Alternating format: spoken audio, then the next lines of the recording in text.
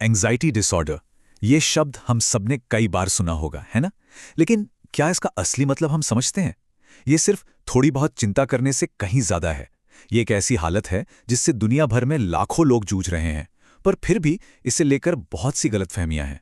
तो चलिए, आज इसी को ठीक से समझते हैं। देखिए, चिंता तो हम सबको होती है, किसी बड़े एग्जाम से पहले या नौकरी के इंटरव्यू के वक्त। ये तो नॉर्मल है। पर वो कौन सी लाइन है, वो कौन सा पॉइंट है जब ये रोज की चिंता एक क्लिनिकल डिसऑर्डर का रूप ले लेती है? आइए इसी सवाल का जवाब ढूंढते हैं। तो सबसे पहले इसकी परिभाषा को पकड़ते हैं। मेडिकल भाषा में एंजाइटी डिसऑर्डर सिर्फ घबराहट महसूस करना नहीं है। ये मेंटल हेल्थ से जुड़ी उन समस्याओं का ग्रुप है जिसमें चिंता, डर या तनाव इतना ज्यादा बढ़ जाता है कि वो किसी इंसान की रोजमर्रा की जिंदगी पर, उसके काम पर और रिश्तों पर बुरा असर डालने लगता है। तो चलिए थोड़ा और गहराई में जाते हैं और समझते हैं कि ये असल में महसूस कैसा होता है। क्योंकि इसे सिर्फ एक भावना समझ लेना बहुत आसान है, लेकिन सच तो ये है कि इसके लक्षण दिमागी भी होते हैं और शारीरिक भी। अंदर से अगर देखें तो ये एक कभी ना खत्म होने वाली लड़ाई जैसी लग सकती है। दिमाग जैसे एक लूप में फंस जाता है और हर वक्त बुरे से बुरे नतीजों के बारे में सोचता रहता है। निराशा और उदासी की फीलिंग्स बहुत आम हो जाती हैं और कई बार तो ऐसा लगता है कि इमोशंस पूरी तरह से काबू से बाहर हो गए हैं। कुछ लोगों को तो खास चीज़ों से बहुत ज़्यादा डर लगने लगता है, जिसे फोबिया कहते हैं, या फिर अचानक से बहुत तेज़ घबराहट के दौरे पड़ते हैं, जिन्हें पैनिक अटैक कहा जाता है। और ये सब सिर्फ दिमाग में नहीं चल रहा होता, हमारा शरीर भी इस पर रिएक्ट करता है। दिल की धड़कन अचानक तेज हो सकती है, पसीना आ सकता है, या मसल्स में हर वक्त एक खिंचाव सा महसूस हो सकता है। इसकी वजह से बहुत ज़्यादा थकान और नींद से जुड़ी परेशानियां भी हो सकती हैं। और इसका असर व्यवहार पे भी दिखता है, जैसे लोग मिलना जुलना बंद कर देते हैं और अक्सर एक गिल्ट की भावना भी उन्हें घेरे रहती है।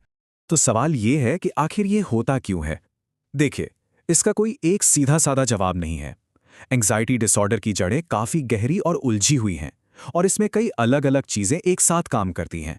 इसे बेहतर समझने के लिए हम इसके कारणों को 4 बड़ी कैटेगरीज में बांट सकते हैं। पहला है बायोलॉजिकल, यानी हमारे शरीर से जुड़ा। दूसरा है एनवायरमेंटल, यानी हमारे आसपास के हालात। तीसरा है साइकोलॉजिकल, यानी हमारे सोचने का तरीका। और चौथा है सोशल, यानी सामाजिक कारण। ये सब मिलकर किसी भी इंसान में इसका खतरा बढ़ा सकते हैं। सबसे पहले बात करते हैं बायोलॉजिकल फैक्टर्स की। इसमें जेनेटिक्स एक बड़ा रोल निभाता है, यानी अगर परिवार में किसी को एंग्जाइटी रही है तो रिस्क बढ़ जाता है। इसके अलावा हमारे दिमाग में कुछ केमिकल्स होते हैं, जैसे सेरोटोनिन और नॉरपेनेफ्रिन, जो हमारे मूड को कंट्रोल करते हैं। अगर इनका बैलेंस बिगड़ जाए तो भी एक वजह हो सकता है। और हाँ, स्ट्रेस हार्मोन, जिसे कॉर्टिसोल कहते हैं, उसका लेवल लगातार बढ़ा रहना भी एक कारण बन सकता है। फिर आते हैं हमारे आसपास के हालात, यानी एनवायरमेंटल फैक्टर्स। जिंदगी में होने वाली बड़ी और तनाव भरी घटनाएं, जैसे नौकरी चले जाना, तलाक या किसी अपने को खो देना, इसे ट्रिगर कर सकती हैं। इसी तरह अगर किसी के साथ बचपन में कोई बुरा बर्ताव हुआ हो या कोई गहरा सदमा लगा हो, तो उसका असर भी लंबे समय तक रह सकता है। अब साइकोलॉजिकल यानी मनोवैज्ञानिक कारणों की बात करें तो ये कोट जो आप देख रहे हैं इसे बहुत अच्छी तरह समझाता है। इसका मतलब ये है कि कुछ लोगों के सोचने का तरीका ही थोड़ा डिफेंसिव होता है। वो खतरे के छोटे से छोटे सिग्नल को भी बहुत बड़ा करके देखते हैं। उनका दिमाग हमेशा एक हाई अलर्ट मोड में रहता है, और ये आदत एंग्जाइटी को और बढ़ावा दे सकती है। तो अब जब हमने प्रॉब्लम और उसके कारणों को समझ लिया है, तो जाहिर है अब बात करते हैं सल्यूशन की। और अच्छी खबर यह है कि एंग्जाइटी डिसऑर्डर का इलाज बिल्कुल मुमकिन है। इसे मैनेज करने और इससे बाहर आने के कई असरदार तरीके मौजूद हैं। इसके इलाज के आप कह सकते हैं 3 मेन पिलर्स हैं।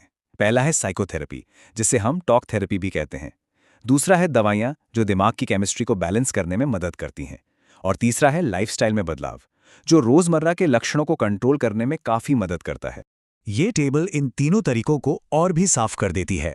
चलिए देखते हैं।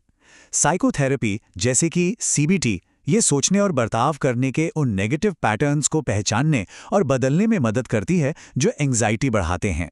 दवाएं, जैसे कि एंटी डिप्रेसेंट्स, दिमाग के केमिकल्स को बैलेंस करती हैं। और योग, मेडिटेशन, एक्सरसाइज जैसी आदतें ये मन और शरीर दोनों को शांत रखने में मदद करती हैं। वैसे अक्सर इन तीनों का कॉम्बिनेशन ही सबसे अच्छा काम करता है। तो इस पूरी चर्चा से हमें क्या समझ आया? चलिए, जो सबसे जरूरी बातें हैं उन्हें एक बार फिर से देख लेते हैं। तो जो सबसे बड़ी और ज़रूरी बात है वो ये है कि एंग्जाइटी डिसऑर्डर एक बहुत ही कॉम्प्लेक्स मेडिकल कंडीशन है। ये किसी की कमज़ोरी या गलती नहीं है, बल्कि बायोलॉजिकल, एनवायरमेंटल और साइकोलॉजिकल वजहों का एक मिला-जुला नतीजा है। और सबसे ज़रूरी बात, इससे निकलने के रास्ते मौजूद हैं और इसका असरदार इलाज भी उपलब्ध है। और जाते जाते एक आखिरी सवाल, अगर हम सब एक समाज के तौर पर ये समझ जाएं कि एंग्जाइटी कितनी कॉम्प्लेक्स है और ये सिर्फ सोच सोच के परेशान होना नहीं है, तो मेंटल हेल्थ को लेकर हमारा पूरा नजरिया कैसे बदल सकता है? ये एक ऐसा सवाल है जिस पर हम सबको सोचने की जरूरत है। कभी कभी ऐसा लगता है ना कि चिंता बस हावी होती जा रही है। आज हम इसी पर बात करने वाले हैं, एक ऐसी कंडीशन पर जिसे सामान्यकृत चिंता विकार या GAD कहते हैं, और ये दुनिया भर में लाखों लोगों को प्रभावित करती है। तो सबसे पहले एक बहुत ही ज़रूरी सवाल से शुरू करते हैं। ये सवाल इस पूरी कंडीशन की जड़ तक जाता है। अच्छा देखिए, चिंता तो हम सबको होती है ना? लेकिन GAD में मामला थोड़ा अलग है। यहाँ चिंता आती जाती नहीं है, ये लगातार बनी रहती है। मतलब 6 महीने या उससे भी ज़्यादा। और ये सिर्फ एक छोटी मोटी परेशानी नहीं है, ये हालत ऐसी हो जाती है कि रोज़मर्रा के काम, हमारी जिंदगी, सब पर असर पड़ने लगता है। तो सवाल ये उठता है कि GAD होता क्यों है? देखिए, ये समझना बहुत ज़रूरी है कि इसकी कोई एक वजह नहीं होती। असल में ये कई सारी चीज़ों का एक कॉम्प्लेक्स मिक्सचर है। तो इसे बेहतर ढंग से समझने के लिए हम इसे 4 हिस्सों में बांटकर देखेंगे। पहला है हमारा बायोलॉजी, दूसरा हमारे जीन्स, तीसरा हमारा माहौल या एनवायरनमेंट, और चौथा हमारे सोचने का तरीका। तो चलिए एक एक करके इन्हें समझते हैं। तो सबसे पहले बात करते हैं बायोलॉजी की। हमारे दिमाग में ना कुछ केमिकल मैसेंजर्स होते हैं, जैसे सेरोटोनिन और नॉरएपिनेफ्रिन। इनका काम हमारे मूड को कंट्रोल करना है। अब GAD में क्या होता है कि इन केमिकल्स का बैलेंस बिगड़ जाता है, और जब ये बैलेंस बिगड़ता है तो चिंता की फीलिंग्स वो बढ़ जाती हैं। इसे ऐसे समझिए, हमारे दिमाग में एक अलार्म सिस्टम है जिसे एमिग्डाला कहते हैं। GAD में ये अलार्म सिस्टम ओवर एक्टिव हो जाता है, मतलब ज़रूरत से ज़्यादा ही बजने लगता है। और दूसरी तरफ जो दिमाग का लॉजिकल हिस्सा है, प्रीफ्रंटल कॉर्टेक्स, वो इस अलार्म को बंद करने में, शांत करने में स्ट्रगल करता है। इसीलिए ये समझना ज़रूरी है कि GAD किसी की पर्सनल वीकनेस नहीं है, ये दिमाग के काम करने के तरीके से जुड़ी बात है। अच्छा, अब आते हैं जीन्स और हमारे आसपास के माहौल पर। GAD अक्सर परिवारों में देखा जाता है। मतलब अगर फैमिली में किसी को है तो इसका रिस्क थोड़ा बढ़ सकता है। पर सिर्फ जीन्स ही सब कुछ नहीं होते। असल में हमारी जिंदगी के स्ट्रेसफुल इवेंट्स, जैसे नौकरी चले जाना या कोई बड़ा बदलाव आना, वो इस जेनेटिक झुकाव को कह सकते हैं, एक्टिवेट कर सकते हैं। तो असल में GAD महसूस कैसा होता है? चलिए अब इसके कुछ खास संकेतों और लक्षणों पर नजर डालते हैं जो किसी की जिंदगी में दिख सकते हैं। देखिए, GAD सिर्फ दिमागी नहीं होता, ये पूरे शरीर पर असर डालता है। मेंटली तो लगातार चिंता बनी रहती है। फिजिकली मांसपेशियों में तनाव, थकान, नींद ना आना, ये सब हो सकता है। और बिहेवियर की बात करें तो लोग अक्सर सोशल सिचुएशन से बचने लगते हैं। ये जानना बहुत ज़रूरी है कि GAD का डायग्नोसिस कोई तुक्का या अंदाज़ा नहीं होता। इसके लिए एक प्रॉपर सिस्टमैटिक प्रोसेस है जिसे मेडिकल प्रोफेशनल्स फॉलो करते हैं। 6 महीने, ये नंबर ये बहुत ज़रूरी है, क्योंकि GAD को डायग्नोस करने के लिए किसी को कम से कम 6 महीने तक लगातार और बहुत ज़्यादा चिंता महसूस होनी चाहिए। इससे ये पता चलता है कि ये कोई शॉर्ट टर्म फेज नहीं है, बल्कि एक क्रॉनिक कंडीशन है।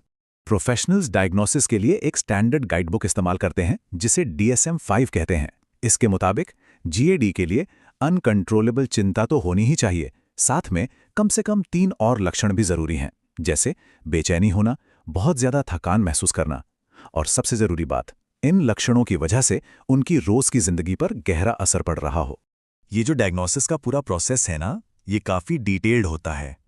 इसमें सिर्फ लक्षणों के बारे में नहीं पूछा जाता, बल्कि फिजिकल हेल्थ की भी जांच होती है। ऐसा क्यों? ताकि ये पक्का किया जा सके कि इस चिंता की वजह कोई और मेडिकल प्रॉब्लम, जैसे कि थायराइड की कोई दिक्कत तो नहीं है। और अब हम आते हैं इस पूरी बातचीत के सबसे उम्मीद भरे हिस्से पर, और वो ये है कि GAD एक ट्रीटेबल कंडीशन है। इसका इलाज मुमकिन है। इसके इलाज के लिए मेनली 2 रास्ते अपनाए जाते हैं। एक है थेरेपी, जैसे कि CBT यानी कॉग्निटिव बिहेवियरल थेरेपी। इसमें सोचने के नेगेटिव पैटर्न को बदलने पर काम किया जाता है। दूसरा रास्ता है दवाइयों का, जैसे SSRIs, जो दिमाग के केमिकल बैलेंस को ठीक करती हैं। और अक्सर इन दोनों का कॉम्बिनेशन सबसे अच्छा काम करता है। थेरेपी और दवाइयों के अलावा लाइफस्टाइल में किए गए बदलाव भी बहुत पावरफुल हो सकते हैं। रेगुलर एक्सरसाइज, पूरी नींद लेना, मेडिटेशन या ध्यान करना, ये आदतें सीधे सीधे शरीर के स्ट्रेस हार्मोन्स को कम करती हैं और मूड को बेहतर बनाती हैं। और हाँ, सपोर्ट की ताकत को कभी कम नहीं समझना चाहिए। दोस्तों से, परिवार से या फिर किसी सपोर्ट ग्रुप में बात करने से वो अकेलेपन वाली फीलिंग कम होती है। ये याद दिलाता है कि इस सफर में कोई अकेला नहीं है। तो कुल मिलाकर सबसे ज़रूरी बात यह है कि GAD को मैनेज करने के लिए एक होलिस्टिक अप्रोच सबसे अच्छा काम करता है। मतलब इसमें थेरेपी, लाइफस्टाइल में बदलाव और सोशल सपोर्ट ये सब मिलकर काम करते हैं। तो आखिर में एक सवाल, हम सब मिलकर एक ऐसी दुनिया बनाने में कैसे मदद कर सकते हैं जो एंग्जाइटी को और बेहतर तरीके से समझे?